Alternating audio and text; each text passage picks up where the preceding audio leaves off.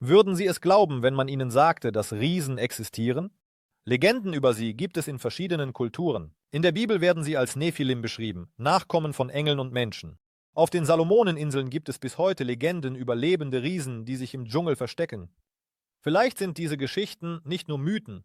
Lassen Sie uns das untersuchen.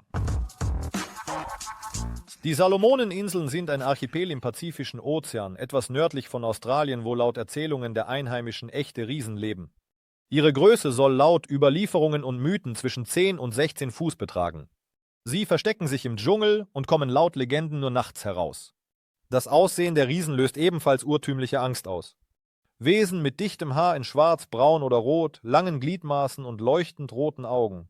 Und obwohl die Riesen in den Beschreibungen wie unvernünftige Wesen erscheinen, glauben einige Einwohner, dass sie Intelligenz besitzen und sogar in einer Art Gesellschaft leben.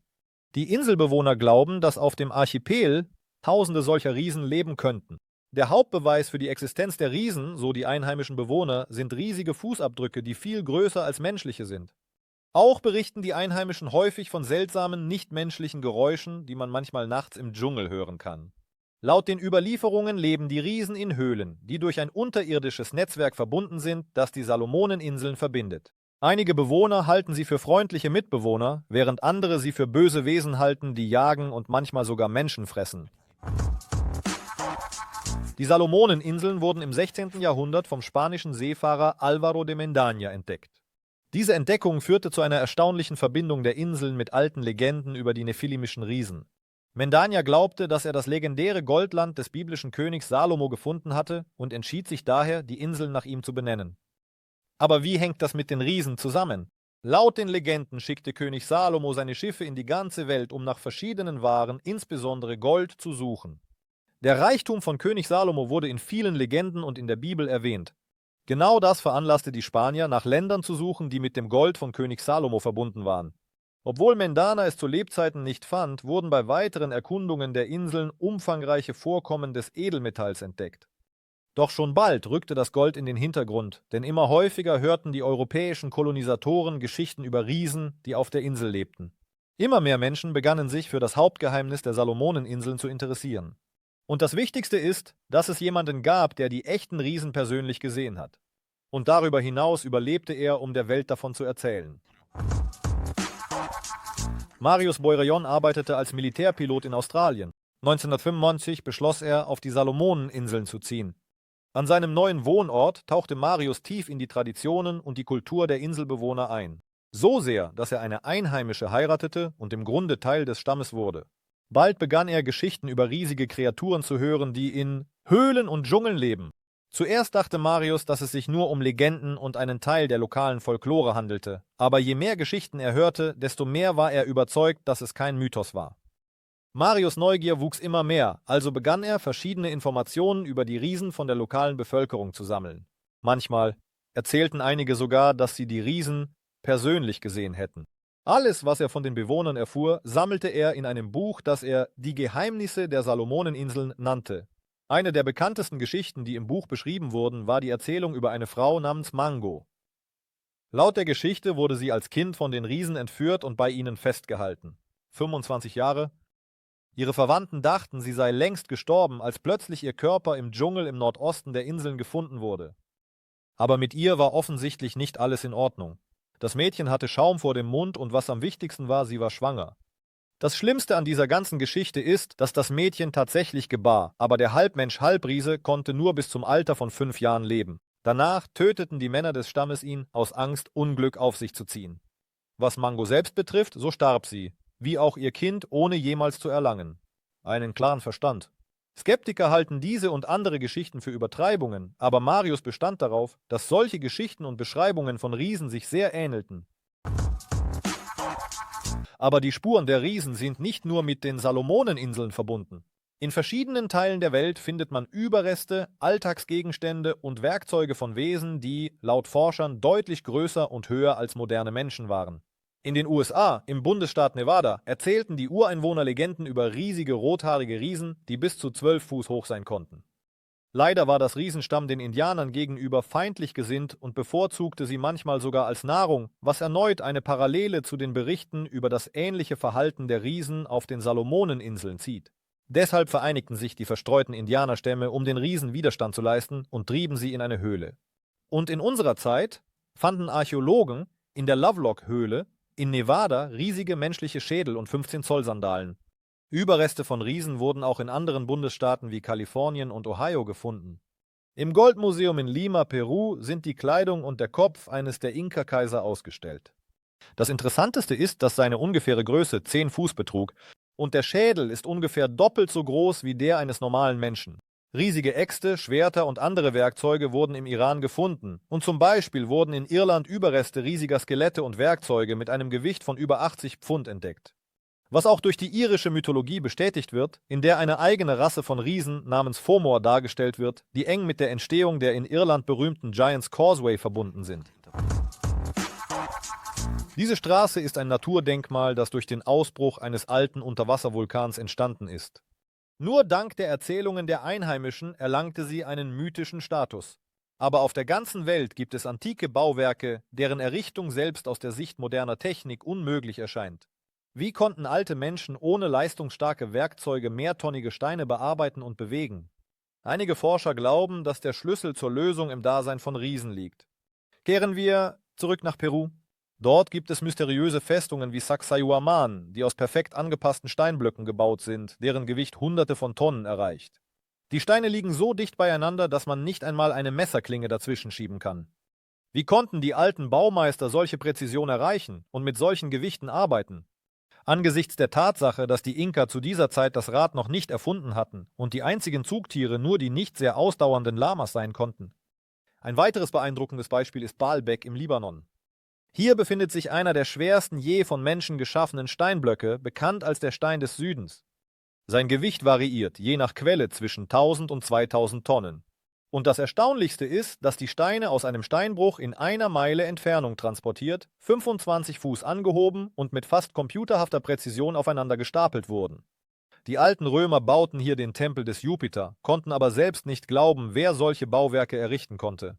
Laut einigen Hypothesen könnten es die Riesen gewesen sein, die diese und andere gewaltige Bauwerke errichtet haben. Vielleicht besaßen sie Kenntnisse, die der Menschheit zu jener Zeit nicht zugänglich waren. Und wenn die nephilimischen Riesen tatsächlich existierten, dann könnten sie es gewesen sein, die diese kolossalen Ruinen hinterließen, als letztes Zeugnis ihrer verschwundenen Zivilisation. Geschichten über Riesen finden sich nicht nur in den Legenden der Völker weltweit, sondern auch in der Bibel. Die Nephilim oder nephilimischen Riesen, Nachkommen der Söhne Gottes und menschlicher Frauen. Im Buch Genesis wird gesagt, dass sie starke und ruhmreiche Menschen waren. Viele glauben, dass es genau die Nephilim sind, jene Riesen, deren Spuren Archäologen bis heute finden. Zum Beispiel war der bekannteste biblische Riese Goliath höchstwahrscheinlich ein Nachkomme der nephilimischen Riesen. Laut der Bibel betrug seine Größe 6 Ellen und 5, was bedeutet, dass er 9 Fuß und 9 Zoll groß war. Sein bronzener Helm wog 30 Pfund, die Rüstung wog 150 Pfund und der riesige Speer 30 Pfund. Und das Wichtigste ist, dass dies nicht nur irgendeine Legende ist, sondern buchstäblich eine Beschreibung der Geschichte des Konflikts zwischen den Israeliten und den Philistern. Aber Goliath war nicht der einzige Riese in der Bibel. Er hatte auch Brüder, die über unglaubliche Größe und Stärke verfügten und ebenfalls auf der Seite der Philister kämpften. Gegen Israel. Auch im Buch Genesis werden ganze Stämme von Riesen erwähnt, die Rephaim und die Anakim. Diese Wesen, laut dem Alten Testament, bevölkerten die Erde noch vor dem Erscheinen der Israeliten und wurden in Kriegen vernichtet. Die Mythen über die nephilimischen Riesen sorgen bis heute für Diskussionen. Einige glauben, dass es sich einfach um übertriebene Beschreibungen mächtiger Krieger der Vergangenheit handelt. Andere sind überzeugt, dass Riesen tatsächlich einst unter den Menschen lebten. Vielleicht erscheinen die Erzählungen der Ureinwohner der Salomoneninsel nicht mehr als Mythen und Legenden. Vor allem, wenn lebende Menschen von ihnen berichten, im 20. Jahrhundert. Während des Zweiten Weltkriegs wurden die Salomoneninseln zum Schauplatz heftiger Kämpfe. Die Hauptaktionen waren mit der Schlacht um Guadalcanal zwischen den Japanern und den alliierten Streitkräften verbunden. Doch unter den militärischen Berichten gab es seltsame Geschichten. So zogen sich beispielsweise die japanischen Truppen nach fast einem Jahr der Kämpfe plötzlich zurück, was die alliierten Kräfte überraschte. Denn die japanischen Soldaten, die oft den Tod dem Verlust vorzogen, verließen einfach ihre Positionen. Es stellte sich heraus, dass die Japaner nicht nur gegen Amerikaner und Australier kämpften, sondern auch gegen gigantische Wesen von 10 bis 15 Fuß Höhe. Laut Berichten verschwanden japanische Truppen spurlos. Einige Soldaten sagten, dass die Riesen nachts angriffen und Menschen in den Wald verschleppten. Damals verloren die Japaner mehr als die Hälfte ihrer Truppe. Es gibt jedoch eine skeptischere Erklärung. Es liegt daran, dass die Japaner neben den alliierten Kräften höchstwahrscheinlich auch gegen lokale Stämme kämpften, die das Umfeld nutzten, ähnlich wie die vietnamesischen Guerillas während des Vietnamkriegs. Und in einigen einheimischen Stämmen der Salomonen wurden oft Praktiken des Kannibalismus beobachtet, was die Berichte der Japaner erklären könnte, dass sie lebendig gegessen wurden. Auch unter den Bedingungen von Krieg, Müdigkeit und Stress könnten die Soldaten die Größe der Feinde übertrieben haben. Geschichten über Riesen könnten nur ein Teil der Angst vor dem Unbekannten gewesen sein. Dennoch stimmen die Berichte über Riesen aus Kriegszeiten mit älteren Legenden der Einheimischen überein. Es gibt eine durchaus wissenschaftliche Erklärung für das Auftreten von Riesen. Es handelt sich um eine Krankheit, die als Gigantismus bekannt ist. Sie wird durch einen Überschuss an Wachstumshormonen verursacht, was zu ungewöhnlich hohem Wuchs und großer Körperstatur führt. Im Laufe der Geschichte gab es viele Menschen, die so groß waren, dass man sie leicht für Riesen halten könnte. Einer der bekanntesten Fälle war Robert Wadlow, der größte offiziell registrierte Mensch in der Geschichte. Seine Größe erreichte 8 Fuß und 11 Zoll und er wuchs bis zu seinem Tod weiter. Trotz seiner kolossalen Größe war Wadlow ein gewöhnlicher und einfacher Mensch. Heute gilt der türkische Bauer Sultan Kösen als der größte Mensch der Welt. Seine Größe beträgt 8 Fuß und 2 Zoll. Neben dem Guinness-Rekord für die größte lebende Person hält er auch 2 weitere Rekorde. Die größte Hand der Welt mit einer Größe von 10,8 Zoll und der zweitgrößte Fuß mit einer Länge von 14 Zoll. Es lohnt sich auch, an professionelle Basketballspieler zu denken, unter denen es Spieler mit einer Größe von nahezu 7 Fuß gibt. Dabei sollte man die körperlichen Fähigkeiten der Basketballspieler nicht vergessen. Die Kraft, Geschwindigkeit und Ausdauer einiger Spieler sind um ein Vielfaches höher als die gewöhnlicher Menschen. Und jetzt stellen Sie sich vor, wenn so eine Person aus den dunklen Dschungeln und den Salomoneninseln auftaucht, das verursacht sofort Gänsehaut, nicht wahr? Eines der Hauptbeweise für die Existenz von Riesen sind die zahlreichen Fotos von gigantischen Skeletten, die im Laufe der Geschichte regelmäßig aufgetaucht sind. Auf ihnen sind massive Knochen abgebildet, die angeblich von Archäologen ausgegraben wurden. Aber ist das wahr? Einer der bekanntesten Fälle von Mystifikation ist der Cardiff-Riese. Es handelte sich um versteinerte Überreste eines Menschen, der 10 Fuß groß und 3000 Pfund schwer war, die im Oktober 1869 im Bundesstaat New York gefunden wurden. Bald wurden die Überreste des Riesen zu einer bekannten Sehenswürdigkeit. Aber das Wichtigste ist, dass der Cardiff-Riese überhaupt kein Riese war. Alles wurde von einer Person geplant, Georg Hull. Und er tat es nur, um zu beweisen, wie leicht man Menschen täuschen kann, sowie aufgrund banaler Meinungsverschiedenheiten. Hull, ein Atheist, stritt sich mit einem Priester, der die Existenz von nephilimischen Riesen bewies. Der Streit ging sogar vor Gericht, wo Hull verlor. Aus Rache heuerte er einige Arbeiter an, um aus einem riesigen Gipsblock eine Statue zu machen, die an die Überreste eines Riesen erinnerte. Dann wurde der Körper bearbeitet und mit Hilfe von Tinte und Schwefelsäure wurden Adern gemacht, damit der Körper natürlich aussah. Und dann war es nur noch ein kleiner Schritt, die Überreste angeblich auszugraben, damit alle glaubten, dass es wahr ist. Moderne Fotos von riesigen Skeletten erweisen sich meist als Ergebnis von Photoshop oder Experimenten mit Perspektive. Viele von ihnen wurden als Fälschungen entlarvt. Aber man muss verstehen, dass das Fehlen echter Fotos nicht bedeutet, dass Riesen nie existiert haben. Vielleicht verbergen sich irgendwo in den Archiven echte Funde, die einfach nicht der Welt gezeigt werden sollen. Derzeit gibt es 2 Haupttheorien zur Erklärung der Mythen über Riesen.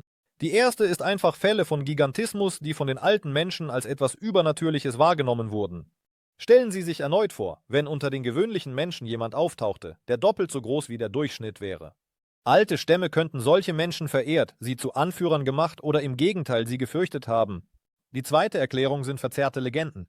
Geschichten wurden von Generation zu Generation weitergegeben und konnten im Laufe der Zeit übertrieben werden. Und zwar im wörtlichen Sinne übertrieben. Denn eine Legende oder ein Epos wird viel interessanter, wenn anstelle eines gewöhnlichen Kriegers oder Feindes vor ihnen steht. Fast ein Monster, das 2 oder sogar 3-mal größer ist. Man kann auch nicht ausschließen, dass antike Zivilisationen die Knochen großer prähistorischer Tiere gefunden haben könnten, wie zum Beispiel Mammuts oder riesige Faultiere. Aber andererseits gibt es die Theorie, dass Riesen nicht nur ein Zufall sind, sondern das Ergebnis einer alten genetischen Linie, die fast verschwunden ist, aber Spuren in Legenden und seltenen Funden hinterlassen hat. Erinnern wir uns an die Nephilim. Vielleicht ist das kein Mythos, sondern Erinnerungen an eine Rasse von Wesen, die tatsächlich auf der Erde wandelten.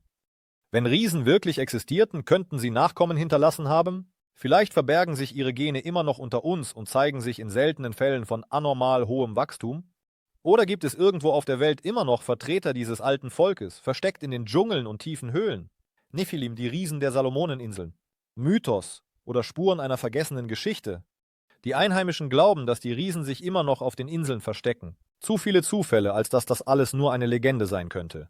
Und was, wenn solche Wesen irgendwo in den verlorenen Ecken des Planeten immer noch leben?